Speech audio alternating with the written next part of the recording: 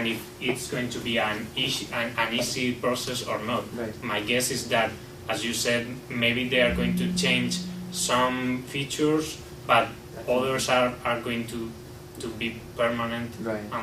More so, resistant. Yeah. Can we go first, Liz?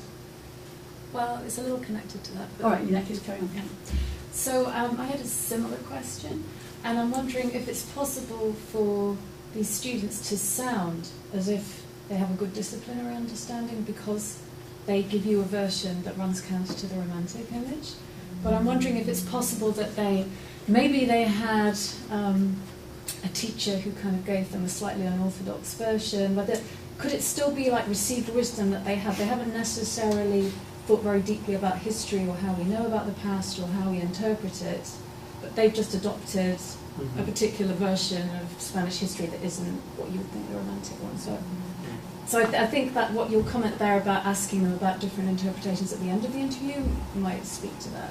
Yeah, and it's very interesting because from my experience with these interviews, when at the beginning of the interview I asked them like a general question, like tell me about this what happened there, and those who showed that they don't have like this official narrative, so they just said, well, I don't remember, I don't know, or I have a lot of doubts. Those people were more likely to show a disciplinary conception because they were not they haven't been taught, or they don't remember the official narrative. So, and on the other hand, those who have this, they know very well the official narrative. Those were the participants who were most, more likely to they don't change their interpretation by the Reconquista. I've got a few points, not so much questions but comments. I'm not sure of taking your point that being emotional about one's national identity precludes also having a disciplined perspective. I mean, I just filled in the census form that we have to fill in Britain at the moment, and I had a choice of ticking English or British, and I put British. But I felt comfortable doing that, felt comfortable feeling British without feeling I have to pretend that we go back to the ancient Britons, the sort of undiluted tradition of pure blood of Britishness. But I think one point is, I have a question first of all. Particularly at the time that encyclopedia you quoted from was being used, students would have learnt Latin. They would have learnt, presumably, in Latin, the story of Julius Caesar's Gallic Wars. What was Spain called in Julius Caesar? I can't remember, I didn't do that bit of Julius Caesar's Gallic Wars, but how did Caesar describe Spain? Because everybody who read that encyclopedia, unfortunately Emilio's gone, because he had that at school, he said, but yeah, would have also learned Latin, so they would have the Latin version of what the thing was. Another question is, for 700 years the Arabs and the, whatever they were, Iberians, coexisted. Presumably they also mated with each other occasionally. There must have been a huge amount of intermarriage, inter-ethnic. Quite often, yeah. I didn't comment, but so what do people do? I mean, in this essentialist view, I mean, is there a denial of the fact that the majority of people writing this indeed would be a mixture of Arab and whatever else the Iberians were? And the language, I mean, Spanish has a lot of... and just thinking that you can claim that language comes later, even if you can still have an identity going back. But the other good thing, and an insight I had actually from Michelle's point, you talk a lot about the, and quite rightly, about the invention of the nation in the 19th century. But a very, very important reconstruction of the nation we see today through sport. It is through sport, as much as anything else, today, particularly in the absence of, at least in some parts of the world, an ongoing war, not unfortunately in most of the world, our national identity is continually reinforced, precisely in the way that Michelle noted at the Celtics match. Sport is now the construction of nationhood, not in fact warfare. But these are just some comments more than questions. Yeah, no, thank you. Well, regarding how like the Romans call Spain, they call it Hispania. They call it Hispania. Hispania. Hispania. Hispania. With H. H. Yeah. Yes. But after that, for instance, well, for the Arabs, it wasn't Hispania, and neither for the Visigoth kingdom. For the Visigoth kingdom was the kingdom of Tolosa, which was the capital, and for the Arabs was Al-Andalus. So, of course, the names changed, and there wasn't just they don't use the term Spain. And talking about the mixture of the Spaniards and the Arabs, of course, those participants, most participants that showed an essential view of this process, they simplified the history and they show the event as a fight between two different groups, although it was a period of 800 years, and of course they melt, and of course they mix, but they don't see this process in this way. They see the process as a fight between the national group and the other. That's I think that's a very interesting thing, and well. And talking about, well, in fact, actually, I'm remembering one participant that when I asked him, I think it was, I asked her about which group do you feel more identified with. This participant told me, well, with both, because I'm a descent of both groups. So I think that's a more disciplinary way of thinking in the way that they are taking into account that there are the historical time, that it wasn't just a fight of one day, it was 700 years. And talking about sports, I totally agree with you. And for instance, I was talking with Andrew the other day about the case of Spain, and how in Spain showing a national flag a few years ago was like, you don't want to show a Spanish flag because it's going to be related with the dictatorship. So nobody show a national flag. But since we, the Spaniards, won the Soccer World Cup, I've never seen so many flags at the streets. Interesting, yes. So now for young people, I think they are not going to relate the national flag with the dictatorship. No. It's more in with the sports, and I think that's such a very important thing to take into account, the informal learning of what is a nation. Have you read Billig's book, Banal Nationalism? Yeah. He makes this point very strongly. Yeah.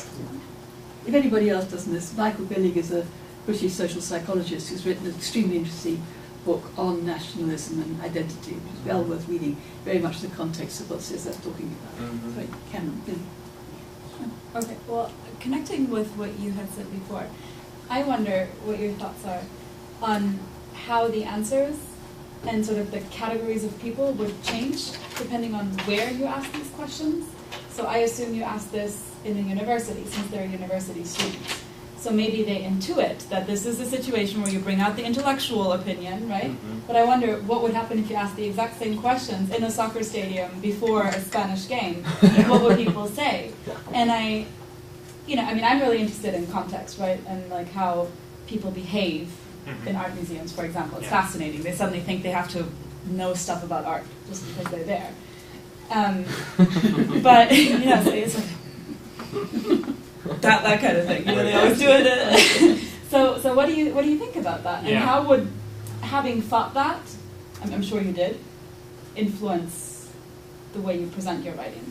Yeah, well, of course, I totally agree with you that the context is very important, and of course, I don't think that one person is like I am essentialist or I am disciplinary. No, it's that your opinions or your thoughts should, of course, are going to modify in different context.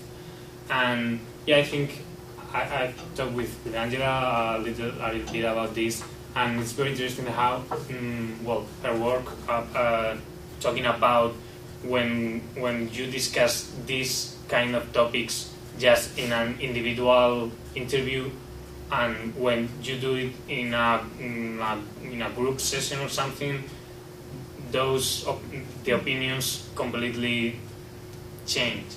But yeah, that's a very interesting question, and also not only talking about the context, talking about formal or informal, but also in different countries.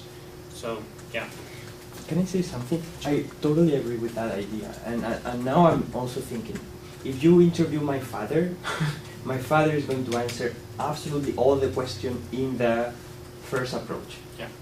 And I really wonder if at some point he would be able to give you an answer of the other approach. If you interview me, most likely I'm going to try to give you the disciplinary approach, but maybe if you ask me maybe at another contest, I'm going to give you answers belonging to the first one. So you know what I mean? Sure. So that's why I think this is related to this idea of great description, that depending on the context, maybe I can change. But I don't think my father can change much. Yeah. Because he maybe, I think he's going to be way more coherent and consistent throughout different contexts. Because, I don't know, I'm just guessing definitely, but... Yeah, I agree with you, and I think that has to do with the emotional factors, because maybe you are not, so when we talk about Spain, you are not feeling like, well, I'm so proud of being an Spaniard, but, well, I don't know in your case, but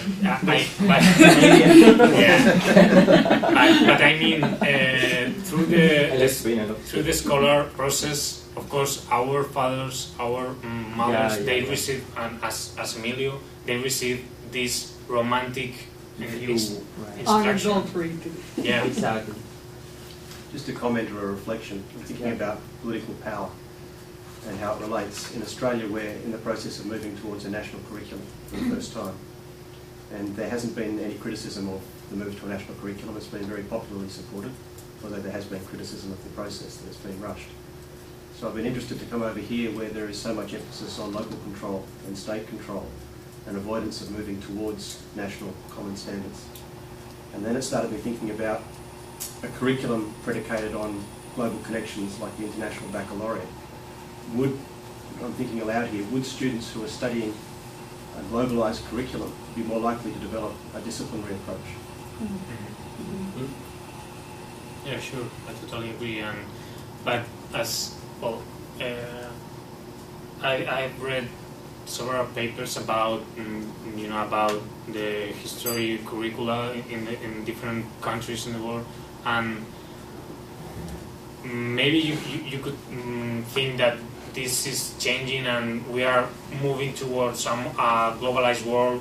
But when we talk about teaching history, the textbooks are still very, very biased in a national way. They still use these national narratives. Yeah. So I think it's... I just comment on that because I have some experience with International Baccalaureate, and I recently critiqued their history extended essay for them. And it's kind of surprising. You might expect that, but it really depends on what's the primary pedagogic model that they're working with. And if they are working with a model that's more about collecting information and doing stuff versus really critiquing different interpretations of history, my sense of looking at the curriculum was that it was surprisingly not really that disciplinary. So I'm not sure. I mean, you might get them critique. They might not take for granted certain national histories, but I'm not so sure that that necessarily then is a leap to a real strong disciplinary understanding. Yeah.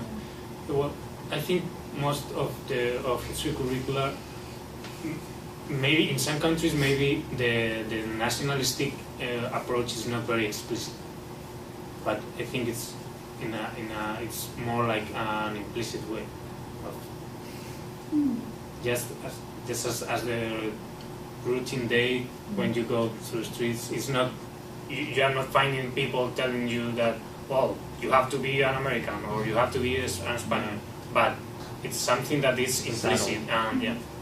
I think, can I comment? I mean, this will know the answer to this more than I do, but I'm sure I've come across quite a few examples, both of states in the United States and certain strands of, certainly in Britain, even professional historians arguing that the role of history was to give students a strong sense of national identity. So the curriculum should be explicitly essentialist in order to give people a sense of commitment to their nation. Yeah. They're quite explicit, nothing implicit about it at all. Yeah. Of course, you could find all kind of approaches, but it's, in my opinion, these nationalistic approaches, the explicit ones, nowadays it's not like they are not there. Like most of them, they are not so explicit as the examples I showed you.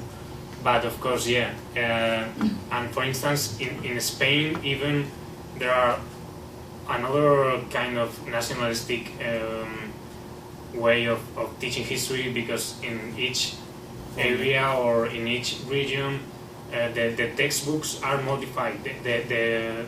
For instance, the content is the same, but maybe the pictures are modified. If you are looking to a textbook in Madrid and compare with the same textbook in Barcelona or of course these national objectives are very present, and also I think this idea of the nation is so powerful, and the national identity is such a powerful idea, and people kill other people in his name. It's like, and yeah, I want to, for instance, when we have seen those movements in Libya and in Turkey, I was very, very struck because I saw these demonstrations, and there were always national flags everywhere. So it's like maybe we could have this idea that it's like a global phenomenon, like all the countries are fighting for the same, but on the other hand, they still have this emotional link with the nation and with the symbol. And can I make a quick comment on that? It's very interesting that at the time of the end of the Soviet Empire, in early 1990s, people in the West were talking about, democracy coming to these countries.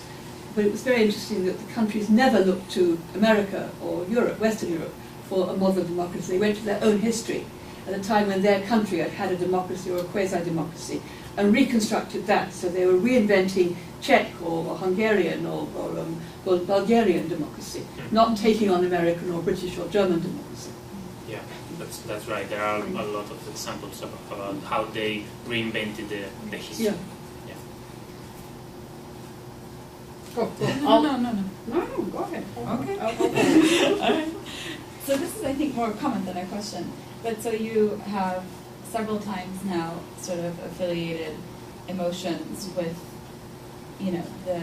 the approach that you seem to think is sort of less reasonable, the less preferable approach, right? And I kind of, I feel that too intuitively. However, I wonder if you don't have to be careful, or I don't know if you should think about that basically sets you up, that you're saying emotion is the opposite of reason, and is the opposite of being smart, and is the opposite of intellectualism. And I'm not sure if that's a message you want to put out there. Can I ask my question? See, it builds on that. So, Good, I'm glad and mine is also a more like a comment, or I also wanted to build on the way you touched on that issue. Because I think this conversation brings to the open something that I find very fascinating, and that is sort of the spectrum in which we think about emotions and the role of emotions in learning history in particular, but in understanding school subjects in general. And I think a lot of the examples you give of the Romantic approach show a very explicit use, and I would say a manipulation of emotions for a purpose. And in that sense, it makes sense to think that the presence of emotions in the process of learning history hinders a sophisticated understanding of the past. But a lot of the comments you were making were suggesting, Michelle, two other things. Or one is, in some ways, the inevitability of emotions in the process of making meaning. When you're making meaning in context, when you're making meaning in relation to yourself, and you're making meaning in relation to events that happen around you. So if they're inevitable, we may need to look at them in different ways and not simply as an obstacle. And actually think of like at the end of the spectrum, how can we tap on those emotions to build sophisticated understanding? Well, and I think that implies breaking the assumption that emotions is traditional, enlightenment does not build on emotions. Because actually I think that's not quite true if we think of all the implications of judgment. And I mean, judgment is a very emotional process, and a lot of the critical thinking builds on that kind of judgment and the connection and the meaning make. I mean, they're present all over, and we very quickly assume that because the models of enlightened teaching and learning of history build so much on cognitive skills, they just silence the other, but I'm not sure it's not present. well, speaking of judgment, there's a book that I feel I ought to be recommending, which is written by Catherine Elgin, who teaches here, and it's called Consider Judgment. And I don't know if you know it or who knows it, but she basically makes this big claim that the emotions function cognitively in a set of different ways by basically heightening your awareness towards certain things that you otherwise wouldn't even care about, and making you look at them, thus giving you the opportunity to even think about them in whichever rational way. Well, thank you for the comments, and of course I totally agree with you that emotions not always are like an obstacle, or they are not always related with the romantic approach. But actually I think that there is something very, very powerful about national identity and to belong to a large group of people, and it's very easy to fall in that misconception, because it's if you are sharing an emotion with, for instance, now in this room we could share some emotional feelings or whatever, but if you are linking your emotions with something that it's been there since ever, and it's going to be there after you're dead, so it's such an emotional and powerful idea, and I think we all feel attracted to that idea. And so when talking about historical thinking, of course you have to take into account emotions, and of course maybe emotions are tools to foster historical thinking, but this kind of emotion and this kind of identification, this nationalistic identification, I think there are more obstacles than But yeah. You showed the encyclopedia from the 50s, but then the students that you're talking to, they're very young, so that means they have not been exposed to that.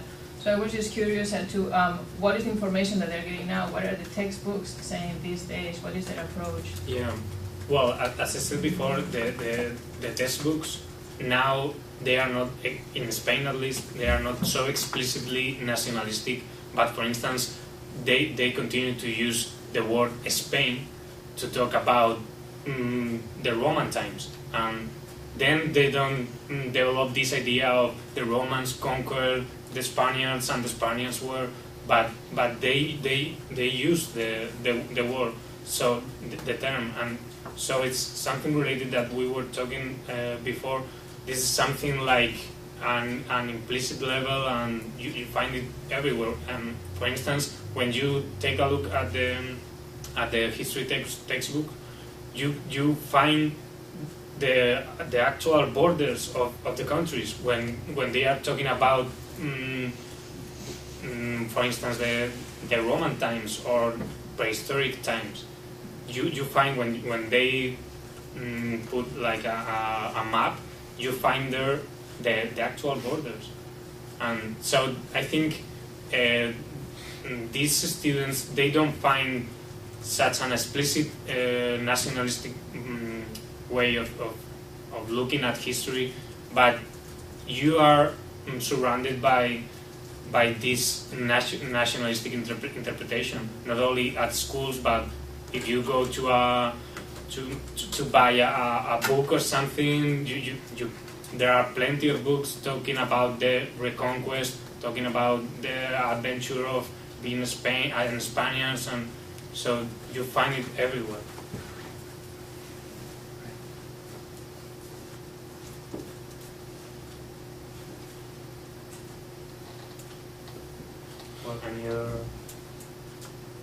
Well, I don't know if we have time. Or, yeah. So we have until 4, and we often wrap up before that, sometimes significantly, but we still have time. Yeah, because I would like to thank you to answer one of them, Michelle's, because and also I would like to talk about what I'm going to do next. I'll hear that. Yes. Yeah, because now that I'm here in the US, I would like to do something similar to that, interviews with US history content. So I prepare I've designed an interview on 3 key moments of US history, which are the Mayflower arrival, the French and Indian Wars, and the American Revolution.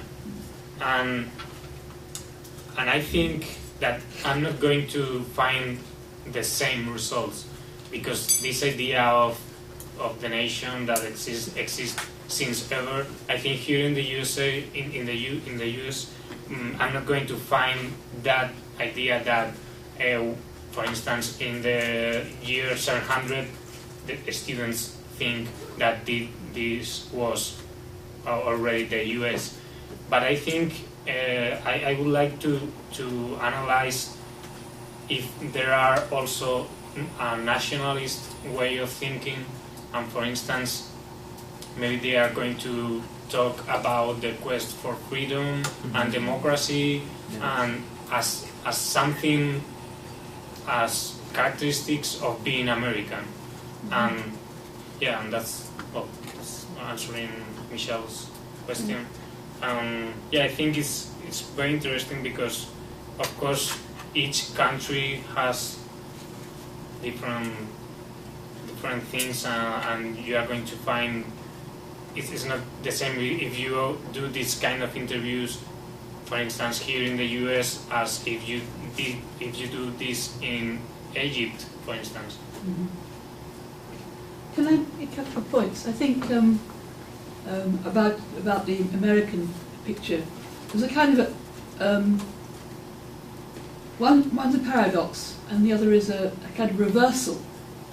The paradox, of course, which if you ever go to the Plymouth Plantation reenactment of the of the Mayflower people. The people who came in the Mayflower were not at all interested in religious freedom. They were interested in religious intolerance, their own towards everybody else. They were extremely intolerant of all other faiths, but the story we are told, they were looking for freedom. They were not, for freedom for themselves, but not for anybody else. And that is not the stories that I think children are told, except when they go to the fairly accurate reenactment of the Phyllis Plantation people and talk to the actors playing the role. But the other thing is an example, which I don't think I've actually told you, Cesar. We, not only is there a denial of, or there has been denial of the existence of Americans prior to 1492 in this country, which we know about, and the relegation of the Native Americans to a non-status. There's also a denial of a history that was there, and I can put it entirely personally, and in fact highly emotionally. I had always assumed, having watched all the right movies with Clint Eastwood and John Wayne, that the Native Americans were basically hunter-gatherers or at best pastoralists looking after the buffalo. In other words, they were nomadic people, and they were not living in cities. I went to New Mexico and came across the Zuni and the Anasazi people. The people who lived in that part of the world, southwest states, in 900 AD, and were building as sophisticated cities in that part of the world as were being built in my own country of England at that time. And I knew nothing of this. It was only about 10 years ago when I went to New Mexico for the first time, I discovered there had been actually cities in the North American continent.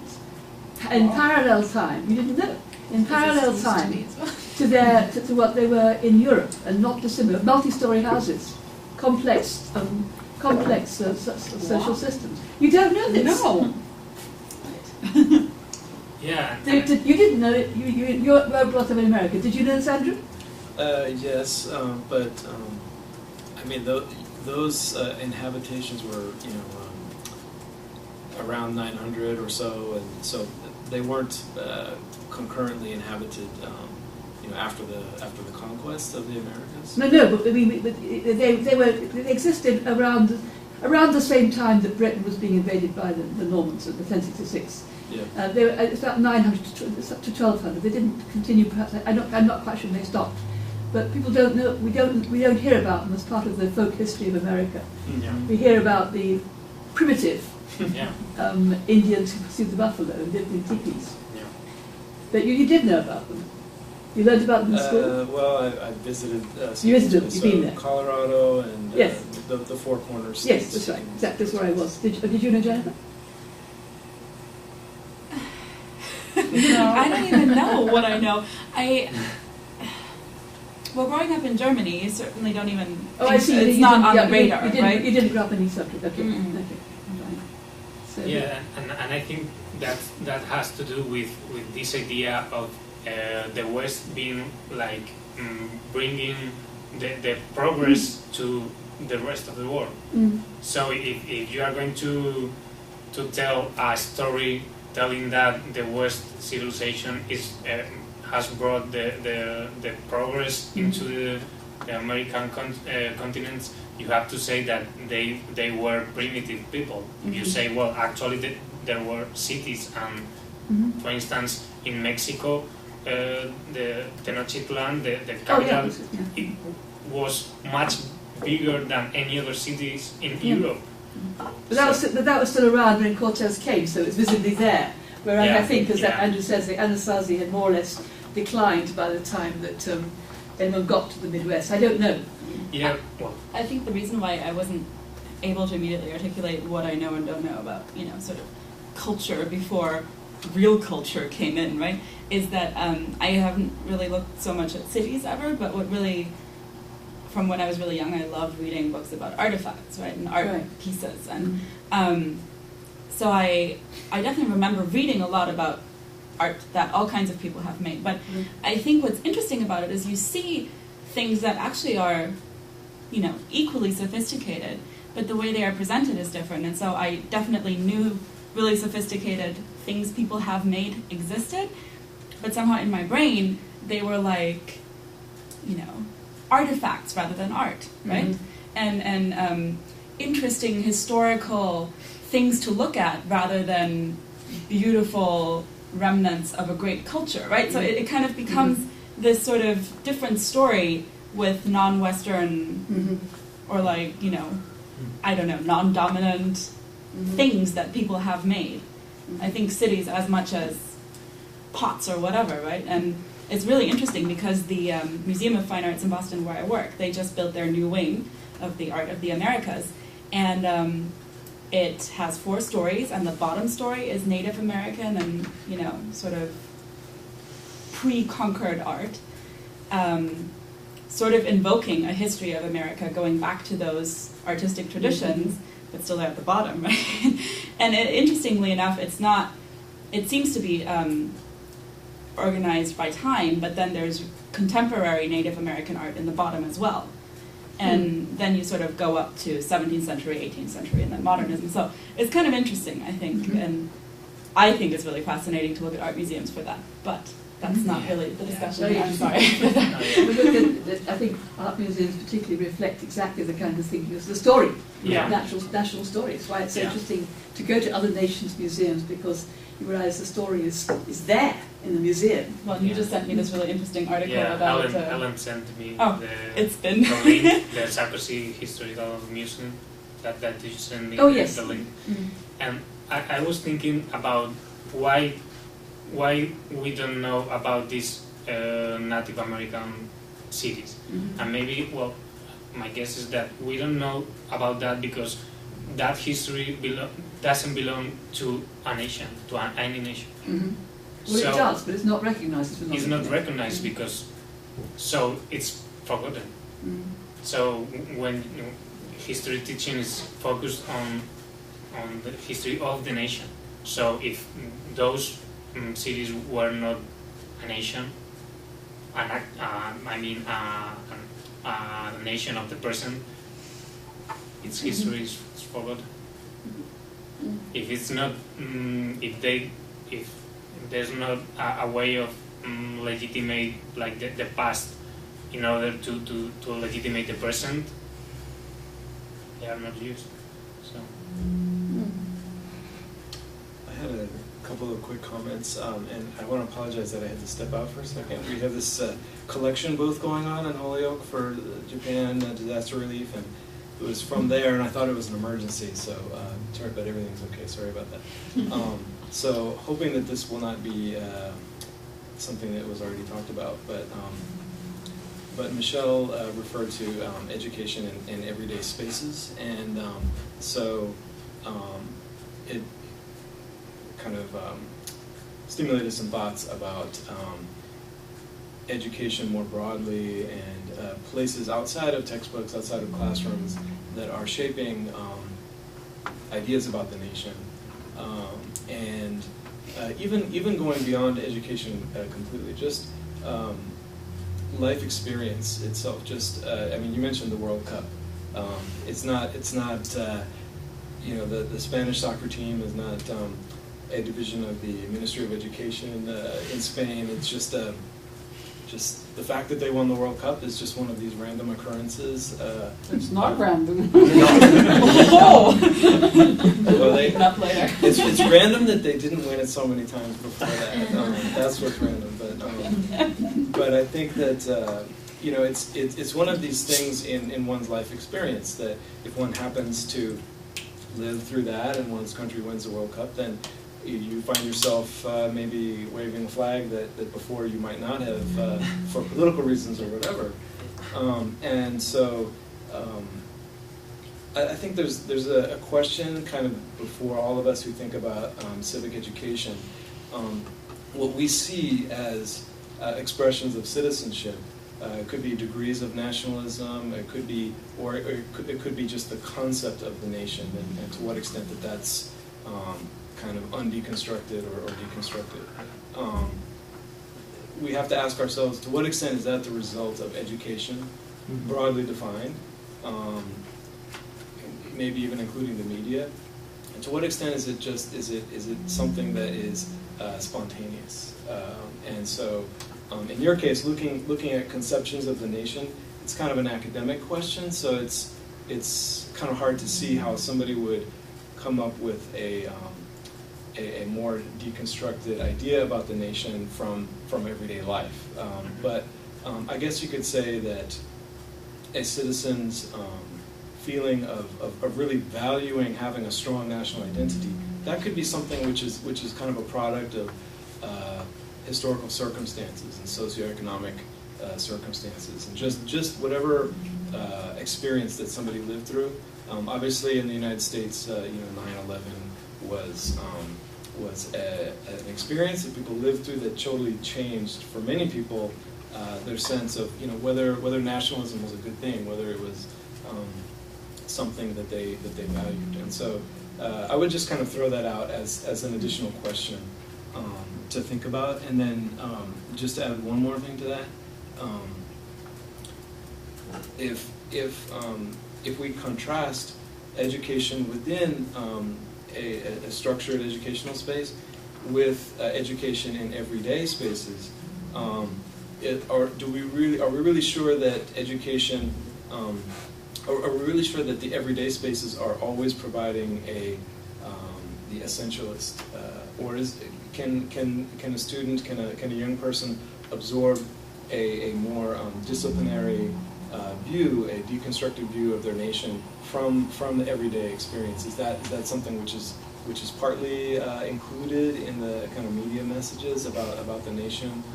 Particularly, it seems like Europe with the EU, and there's such a strong kind of current of post-nationalism in Europe that maybe a student in the U.S. and a student in Europe, in a European country, who both had very similar textbooks and pedagogies and stuff. Just the fact of living in Europe with its kind of broad currents of post-nationalism would create a disciplinary perspective rather than an essentialist perspective. Just a few thoughts. Yeah. Thank you. No, that's quite interesting, and I think, but in my opinion, I think nowadays formal contexts like schools are as important as informal context when we talk about getting this romantic idea of the nation and this idea of belonging to a nation. So nowadays I think they are like at the same level. Going back to the 19th century, I think that's when the formal education imposed this national way of looking at things, and now has invaded the everyday life and the informal context also through the museums, through the media, and so I wouldn't say that the feeling of national identity is something spontaneous now. So I wouldn't say that the way that we find this national education in informal contexts are I think spontaneous. I think they have been built, they have been constructed.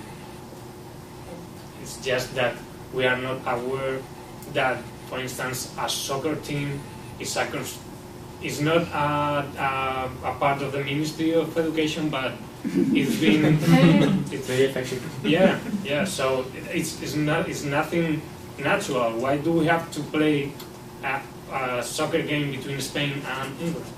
Why? That's not. I mean, it's something built, but of course, I think it's very important to look at these informal ways of.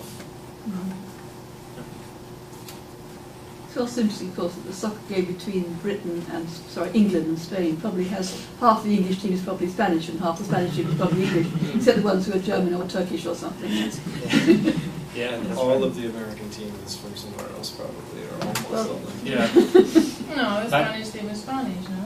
Sorry? Spanish team is Spanish, no? Or Catalan. They have to be, no? Oh, they have to be. Yeah. No. Well, but No national really. team. Yeah. Oh, the national, yes, National. possibly. The Yeah, I national think team. do it for the national teams. Yeah, The yeah, national you're teams right. are, yes, I'm sorry, the national teams are Naturalized. national, You're yes, you're right. Yeah. You're right, I apologize, yes. The professional ones were not, yes. And well, I would like to talk about a little bit about the when we talk about the romantic approach of history and the disciplinary one, and where we should, if we had to, where we should put the civic education in the history, because in my opinion, the civic education or the way the civic education approach, it shares things of both the romantic approach and the disciplinary one. For instance, when you talk about civic, I'm not an expert in civic education, so that's why I would like to share this thought. For instance, when you talk about civic education as a way of understanding the other point of view, and so I think this multi-perspective way of thinking, it's related with the disciplinary approach. But when you are talking about civic education in a way of, well, we should do the things in this way, that there are some objectives of the civic education that I'm not saying they are wrong, but that maybe they are not what a historian would say. That's not history. That's civic education. That's not history education. So in that sense, it would share some things about with the romantic approach in the way that a historian would say the romantic approach is not history, is a story. So I would like to ask you about what do you think about the role of civic education. I have one quick comment for that, which is, and I mentioned this to you when we talked before, but Julie Rubin's presentation was really on that exact subject. So she was, we had the video on the Ning site, but she was talking about some preliminary research looking at the concept of civic education in U.S. Higher education after World War II. And so there was that exact debate between, obviously in a situation when a lot of people in America felt like it was really important to inculcate a strong identification with American civic values or whatever, that there was a lot of pushback from the discipline of history and social sciences saying, well, our purpose is to train people to think independently and to learn the discipline, and that which kind of won out. And so definitely I would recommend following her research and talking to her, watching the video. I think that I've been struggling myself with this question about the extent to which one can separate history from civic education. Is it ever possible to treat them as separate areas? And I'd like to know what Liz thinks about this, because she's the expert and I'm not. But I think I can't imagine, there is this idea of teaching history as a mode or method of inquiry, as almost like a science. I mean, how do you deal with data of particular sort? And I can see that would be a sort of as deconstructed as you would get away from the rhetorical purposes of history. But I can't imagine that it's possible to teach the content of history, even if you were primarily focusing on the methods, without a rhetorical component, if you're teaching it about the nation in which your pupils are living. I mean, possibly you could teach the method, the pure, that's the wrong word, pure, the methodology of history as a quasi-scientific form. If you just taught British kids Chinese history, Chinese kids, you taught them Zimbabwean history, or something like that. But as long as you're teaching British kids British history and Chinese kids Chinese history and whatever, it's going to be almost impossible to receive it for all those cognitive emotional reasons that we've agreed are not separable from each other. And given that the baggage that comes with that, you cannot do that. I think it would be impossible. I mean, I don't even know if it is possible, if you're teaching completely different nations' history. But it's a totally anecdotal. I haven't studied this, but when I did history, the history I did included English history, British history, which of course was rhetorically mine, and European history, which was not in the same way. I could detach myself from writing essays about German history in the 18th century. It bore no relation to it at all, except when they started fighting us, and then suddenly it was rhetorically relevant. But I mean, maybe Liz has some thoughts on this because she's a historian and I'm not. Well, it's a little bit of a cop-out, but I do think it depends how you define civic education. So I think one justification for very good history teaching and promoting critical thinking, etc., is that it in the end will hopefully form more informed and effective citizens, especially in the contemporary world where there are lots of competing narratives, etc., etc. On the other hand, in Britain, they brought in a citizenship part of the national curriculum, and there was a lot of debate, which I kind of partly read, amongst history teachers. Was this going to be like a great opportunity to kind of eke back a bit more space on the curriculum for history, and should they kind of put themselves on the bandwagon and show how great history could be for teaching civic education? And then kind of the more prominent voices like Peter Lee were like, oh my God, no, because if we start hitching the teaching of history specifically and very explicitly to the purposes of civic education or citizenship education, they call it in Britain, then it's going to be the purer goals that we have are going to become subservient to kind of suspect ones, and we don't really think that's a very good idea. So I don't really have a strong opinion. I think it is implicit, but I think it really depends what your goals are for teaching history and what you think a model of civic education.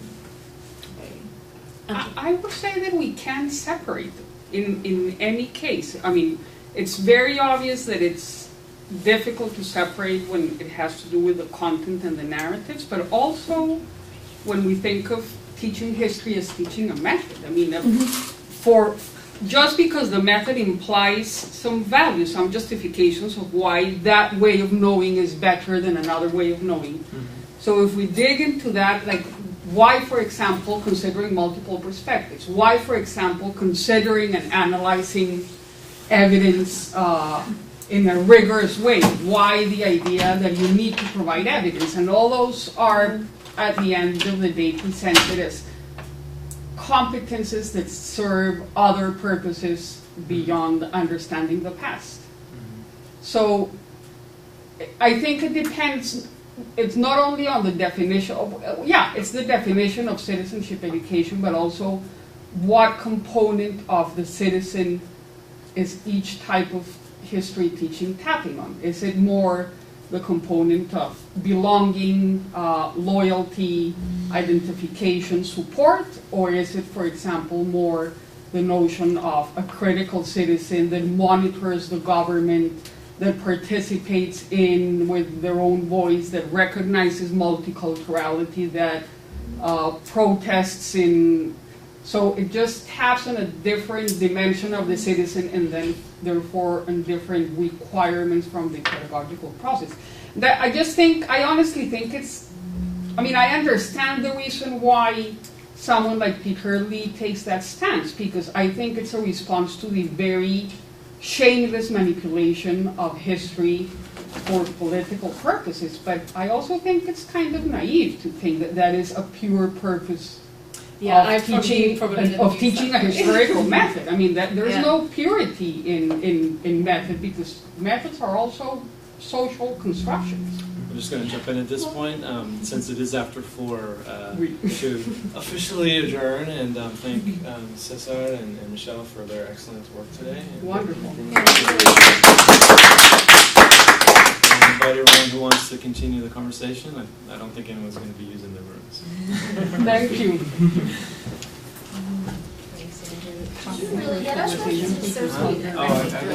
that for another one. I've come full circle today. So That's all. What did I see? The The night before. Oh yeah, so that is great. very good. Well, I had a lot of She's fun. She did not said she would give me more. Thank you. So So this great. is great. I got one. Sorry I Thank you. said so much. I'll send you this, obviously. Okay, sure, yeah. Thanks, Shari. We should do it. I know. Well, and you know, for And for then, Ruben, because I know bring this who would be most well, thinking about And it, well, model. because when I think Shari listened to the chief of the CS and this and just like this So, Shari is Yeah. I was worried just about how much. Oh, sorry. Today, I it turns out I'm like somebody else. Today, I thought they were. I just want them all the over. Yeah, but- Responsibilities. You know, it's like, I would like to, well, if you just send me that, Yeah. be Yeah, but I'm happy to talk about it. Like, so yeah, So I nice would that like it was- to talk about your, And I have one word. yeah. Okay, everybody's squeezing here, but I'm too late to that. Anyway, I'm not on track. So the answer